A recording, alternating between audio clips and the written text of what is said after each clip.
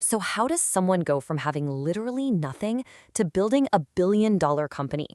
Today, we're going to tear open the playbook of Kamsan Salih, the founder of Flash Express. This is a raw, unfiltered look at how he built a logistics empire from scratch. And trust me, the lessons here are pure gold for anyone out there with a big dream. I mean, just look at this contrast. It's incredible. On one side, you have a child from the mountains of northern Thailand, growing up in deep poverty. And on the other, the founder of Thailand's very first unicorn startup, a company now valued at over 30 billion Thai baht. The journey between those 2 points? Well, that's a masterclass in pure, uncut grit. To really get Kamsan, you have to understand his mindset. And it's perfectly captured by this quote from Jack Ma when he refers to all the time. It is all about endurance. It's about knowing, truly knowing that the path is going to be brutal, but believing with everything you have that sunshine is waiting right on the other side of that struggle. This one idea, right here, it's the engine behind everything he ever did. Okay, so let's break that down. What does it actually mean to have the mindset of a fighter? To think like someone who simply cannot lose? For Kamsan, it all started with a few core beliefs that shaped every single decision he made. First off, he believed in setting goals that sounded, frankly, almost absurd. The thinking was brilliant, though. If your goal is to land on the moon, then a mountain standing in your way suddenly doesn't feel so big, does it? It's a psychological trick that made all the daily fires and chaos of a startup feel, well, minor. Just little bumps on the road to a much, much bigger destination. And here's where it gets really crazy. He backed up those huge goals with an all-in strategy. And I don't mean that as a metaphor. He literally sold his house, he sold his car, he poured every single baht he had into Flash Express. He basically engineered a situation where there was no plan B. Failure wasn't just an option he wanted to avoid. He made it financially impossible for himself to retreat. And this just shows you how high the stakes really were. In the Thai startup world, a staggering 95% of companies fail. They're gone. He knew those odds were stacked against him. So by creating this no-retreat strategy, he forced himself to operate with the kind of insane intensity you need to be in that tiny 5% that actually makes it.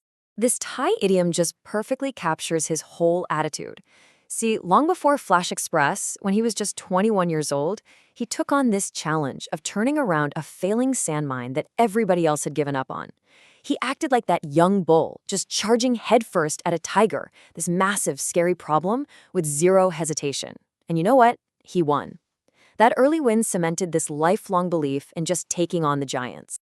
All right, so you've got the mindset of a fighter, but how does that actually translate into business strategy? How did he take that fearless attitude and turn it into a business model that could not only compete, but completely dominate a crowded market? He was walking into a logistics market that was controlled by these huge, established players. So how on earth does a brand new company with no name, no reputation, and way less money even stand a chance? Well, the answer is just brilliant. He didn't try to beat them at their own game. No way. Instead, he completely flipped the script. He looked at what the old school companies thought was their core advantage, and he reframed it as a massive liability for the new age of e-commerce. So here's the key. The old guard, they had thousands of physical branches everywhere. That was their strength, right? This huge presence. But Kamsan saw that all those branches meant enormous costs. Rent, staff, you name it. Flash Express, on the other hand, was built to be asset light. By having way fewer physical spots, they had way lower costs. And that meant they could offer lower prices and a more convenient service. And this was the absolute killer feature. Kamsan saw customers wasting time in long lines at the competitors' branches. He saw this massive pain point. So he introduced something that was totally revolutionary for the market at the time: free parcel pickup, right from your doorstep every single day of the year. He didn't make you come to him. He came to you. He also spotted this massive opportunity in pricing. He'd been studying the logistics market in China, where everything is super efficient and shipping is dirt cheap. He saw that the average parcel in Thailand cost 65 baht to ship, but in China, it was only 15. That huge gap told him everything he needed to know. He could slash prices, still make a healthy profit, and completely blow up the entire market. Okay, but disrupting a market and actually building a sustainable company, those are two very different things. As Flash Express grew at lightning speed, Kamsan had to transform from this scrappy founder into a real leader. someone who could manage thousands of people and navigate just absolute chaos. The company culture had to grow up, and it happened in stages. In the beginning, he calls it the gangster era. It was all about moving fast, breaking stuff, and giving people total trust to get things done. Then, as they got bigger, they entered the tracking era, where numbers, metrics, and performance became king. And finally, they're in the meritocracy era, trying to build a lasting culture based on shared values. It was a chaotic journey. His whole leadership philosophy really boils down to this one simple but really profound idea. He believes a company just cannot outgrow the character of its leader. If you're a small-minded leader, you're going to build a small, limited company. But if you're a big-hearted leader, you can build something that's truly expansive. So what does a big heart actually look like day to day?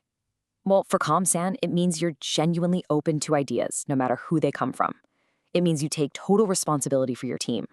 It means you share the wins generously. And maybe most importantly, you treat your people with the kind of care and loyalty you'd show your own family. But that whole treat them like family thing, it came with a really painful lesson. In the early days, he hired friends and people he knew to fill jobs fast. But that led to some serious internal corruption because people were protecting each other instead of protecting the company. He learned the hard way that to really scale, you have to separate personal feelings from professional systems. You need strong rules that apply to everybody, whether they're your friend or not. So finally, let's zoom out and look at the wisdom Kamsan took away from this whole insane journey. The stuff goes way beyond just business tactics. This is the core philosophy of what it even means to build something that matters. After hitting that billion-dollar unicorn status, he found that just chasing more profit wasn't fulfilling anymore. The pressure was crushing. He realized that once you stop being driven by pure greed, you can start asking a much more powerful question. What real lasting value can we actually create for other people? He boils down the absolute essence of what a founder needs into what he calls the founder's trinity. First, you need a brave heart, jaigla, to have the guts to take those big risks. Second, a generous heart, jaiguang, to be open-minded and share your success. And third, a calm heart, jaining, to stay centered and make clear-headed decisions when all hell is breaking loose. And these three hearts, bravery, generosity, and calmness, they aren't just nice-to-haves. He's convinced they are the essential, non-negotiable traits that an entrepreneur absolutely needs to survive the brutal journey of building something from nothing. They're what get you through the storms. Kamsan's story is just incredible proof that you don't need a privileged start to build something extraordinary. He wrote his own rules. He created his own playbook from absolutely nothing. So the final question really is for you. What's the first most important rule you're going to write in yours?